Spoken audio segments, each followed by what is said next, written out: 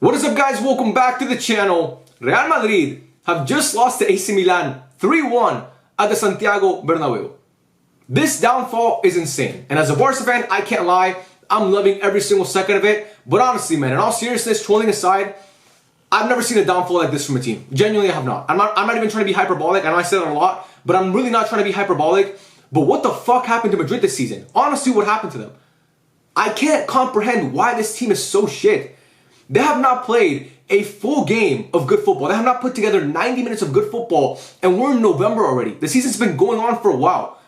And Real Madrid have yet to look impressive this season. And mind you, this team won the UCL last year. They won the league, and going away, they won the league comfortably. They won the Spanish Super Cup. They lost 2 games last season. In all of the season, they lost 2 games. And I understand they lost Toni Kroos, which we're noticing now was a pivotal part to that team. He was holding that team together, it seems like.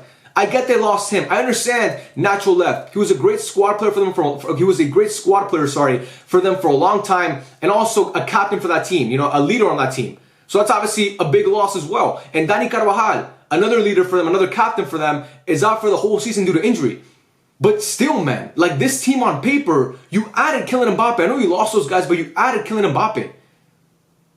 And on paper, that's still one of the best, if not the best team in Europe. That's one of the best teams on paper, honestly, in the history of football. When you look at those names on that squad, there's so many all-timers on that team. And yet, they play like shit every single week. I honestly can't understand why. And even before Dani Carvajal got injured, they weren't playing well. Like, you can't say it's because Dani Carvajal got hurt, because even when Dani was playing, the team still looked like this. So again, I don't know what's happening to them. I really don't know. I wish I could sit here and have an answer for you guys, for you Madrid fans watching this, but honestly, I don't know. Is it the coach? Is it the players? It's a mixture of everything, man. And you would think today they would come out with some fight, because their previous game was a 4-0 loss in that stadium to their biggest rivals. And, they were well rested. They haven't played since last Saturday. So they have, 10 days off. It's the UCL, their competition in their stadium. You would think, okay, this is a game where they win comfortably. AC Milan is not a good team this year, by the way. They're not a good team. They're sitting 7th in Serie A. This is not Inzaghi and Maldini and Pirlo's AC Milan, okay? It's far from that. And yet, the way they played today against Madrid, you would think it was 07 Milan. You would think Carlo Ancelotti was coaching Milan, and you had all those legends on the pitch. But again, they don't have that. But against Madrid, every team seems to play amazing. And I don't understand why. Because again, on paper, that team is really, really good. It's a great team. But yet they can't put together a full game of good football. And even honestly, they can't put together 15 minutes of good football. They have spurts here and there. They had spurts in the first half. But for the most part, they look lost on the pitch. This team honestly plays like they had never trained together before. I mean, 3 goals conceded today. 4 goals against Barcelona. 7 goals conceded in your last 2 games. And both were at home. That stadium, the Santiago Bernabeu, historically, is a place where teams don't win. It's one of the toughest stadiums to play in Europe, especially in that competition. And to watch, again, like I said, a mediocre at best AC Milan team go in there and thoroughly outplay Madrid and beat them by 2 goals, I never thought I would see that. Honestly, I never thought I would see that. And this is coming from a Barca fan, by the way. I've said this before, but I'm going to say it again. I predicted this team to win the league, and I thought they were going to have a great year this year because, like I said, yes, they lost some pieces, like I mentioned, but you added Kylian Mbappe. But God, let's talk about Kylian Mbappe. What the hell happened to him? He looked lost today, man. He's been looking lost throughout the whole year. His finishing has just completely fallen off a cliff. This guy, every time he's in front of goal, he's missing the chance. Every single time, unless he's offside. When he's offside, he converts them like crazy. He's the best finisher ever. This guy is Ronaldo in front of goal. CR7 in front of goal when he's offside. But when he's onside, oh my God, bro. This guy, he can't finish for shit. Like, what is happening to Kylian Mbappe? I really don't know. What is happening to Vinicius Jr.?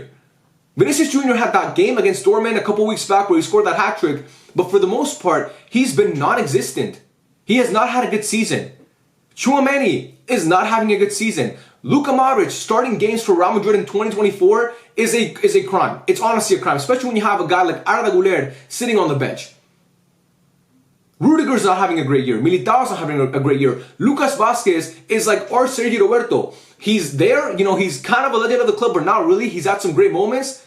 But you look at him and you're like, this guy's not the quality of Real Madrid. The same with Sergio Roberto wasn't the quality of Barcelona. The only good player today for them on the pitch, in my opinion, was Lunin, who made a couple great saves. Yes, he conceded 3 goals, but he made a couple huge saves. He had that save on Leao in the second half from that header. That was a great save.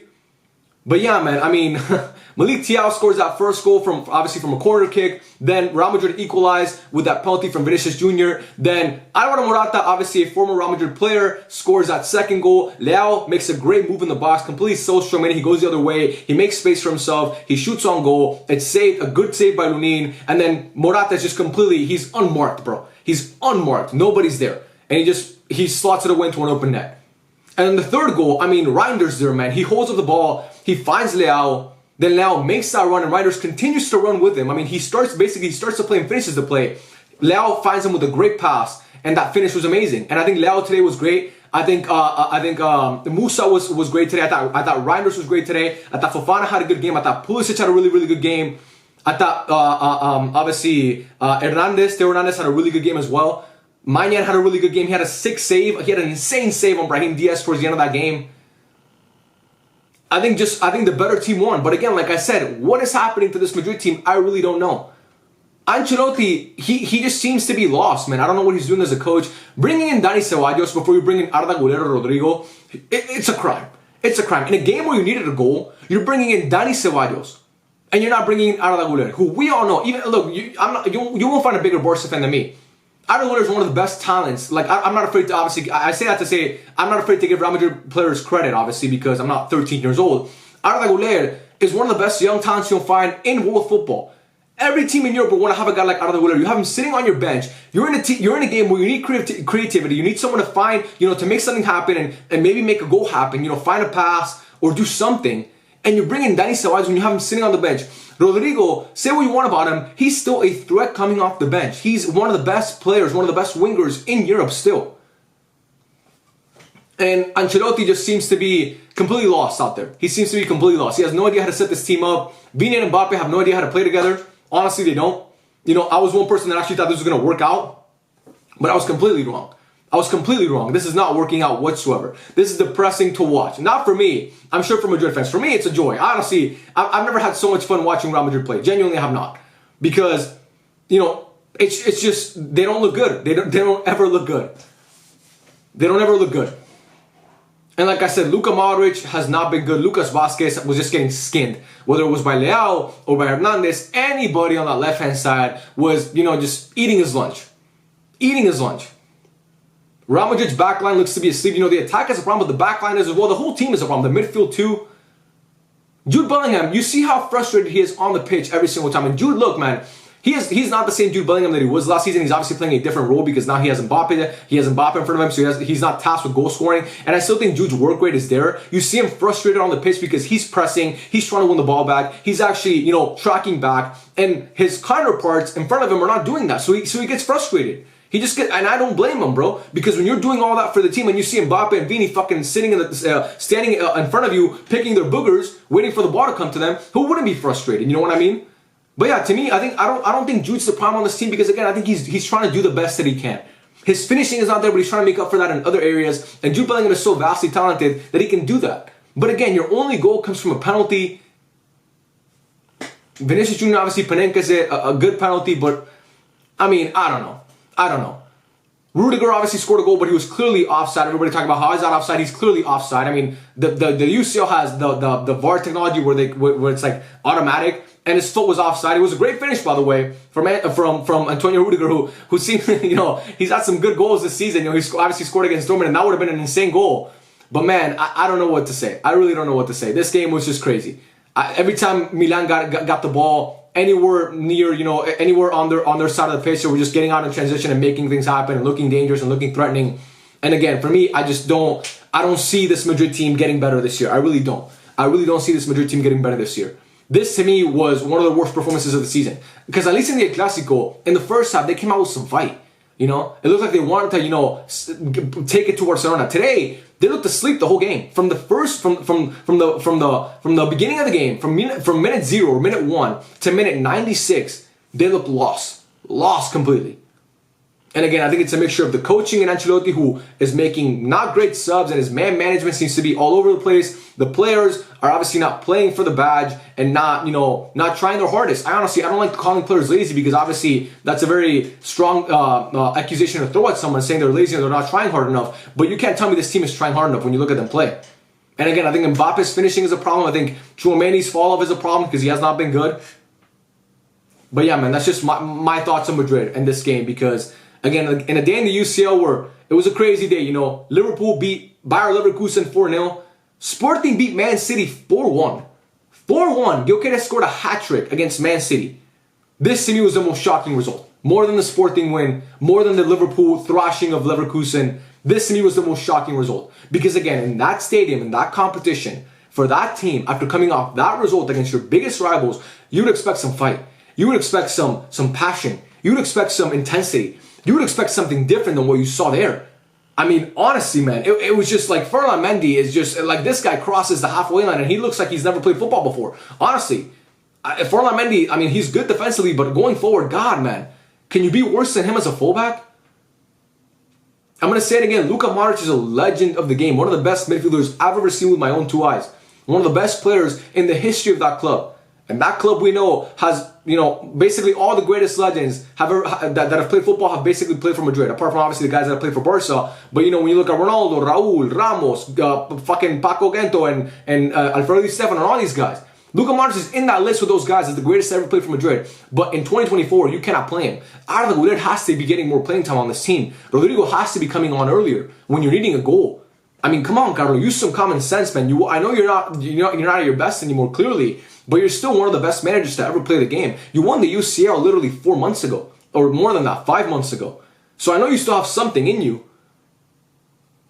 But yeah, man, I don't know. I really don't know. Again, as a Barca fan, I could not be happier, because last season, I'm sure Madrid fans were laughing at Barca when we were playing shit, and they were obviously cruising to winning the UCL and winning the league. So again, it's just how rivalries work. You're always going to be happy when your rivals lose. And again, I'm happy, man, because this AC Milan team, I did not expect them to have that in them, okay? Like I said, I've been watching Milan this season, and I did not expect them to, to come out and beat Madrid in their stadium. But Fonseca did something that Nuri Sahin did not have the balls to do, which is he wasn't going to just sit back in the second half and let Madrid come at them and attack them. He actually went out, and yes, while he was playing more defensively in the second half, they were still trying to get out in transition and actually make things happen, and he wasn't making defensive substitutions. He knew. He saw what happened against Roma, and he was like, I'm not going to make that same mistake, because in that stadium, you can never count that team out. And I'm happy that he did that. Because again, it would have been a travesty if Madrid would have won this game, because they did not deserve to win this game. When Rudiger scored that goal that was counted offside later on, I thought they were going to come back and tie the game at least. And I'm happy that it wasn't given, because Madrid did not deserve to win this game. They did not deserve to win this game. So football today won. But yeah, man, that's just my thoughts on this. I don't know what the hell's happening to Madrid. This fall off is crazy again. I'm not complaining, but it's insane to watch. As a guy who, I love watching football. Man, I've been watching football for a long time. I've never seen a team be that good this season before. Win the UCL, arguably get better on paper, and be this bad. Next up, they have Liverpool at Anfield in the UCL. That's looking like a loss, because Liverpool is, they're fucking insane this year. Barcelona and Liverpool. If we get that as the UCL final, we're eating good. Those are the two best teams in Europe so far. Two teams that have looked basically flawless throughout the whole year. Arne Slot and Hansi Flick, two obviously new managers for those clubs, have just been amazing. Coming, obviously, Liverpool last year didn't have a bad season, but didn't have their best season. I know they finished, they were in the title race for a little bit, but still. And Barca obviously were not great, and those two guys have just transformed those teams. And again, Madrid have them coming up at Anfield. I mean, I don't wish them luck, because I never want Madrid to win, but they're going to need luck, man. They're going to need luck, because Liverpool might put 5 past that team. Is this the end of Carlo Ancelotti? I really don't know. I mean, he looks to have lost his fastball, honestly. I don't know what Ancelotti is thinking most of the time. The season is still sizable for Madrid, and we know Florentino Perez is cutthroat. This guy does not give a fuck. He does not give a shit what you've done for the club. He'll kick you out. He did it with Ancelotti already once. After he won La Décima, he still fired him. So, I don't know if it's going to happen again. Who do you bring in if you fire Ancelotti? I really don't know. But again, maybe you try something new. Maybe you need a new voice. Maybe Zidane comes back. Maybe you can fucking pay Xabi Alonso 100 million to leave Leverkusen. Maybe you pay Leverkusen 100 million to let go of Xabi Alonso, and you bring him in mid-season. I don't know. But if this team wants to compete for any trophies this year, and not have it be a lost season, they got to do something different. And Mbappe's got to be better because holy shit, man, that guy has been terrible this year. His finishing is awful. But yeah, man, those are just my thoughts. Let me know what you guys think in the comment section down below. I love every single one of you. And yeah, I'll catch you guys on the next one. Peace out.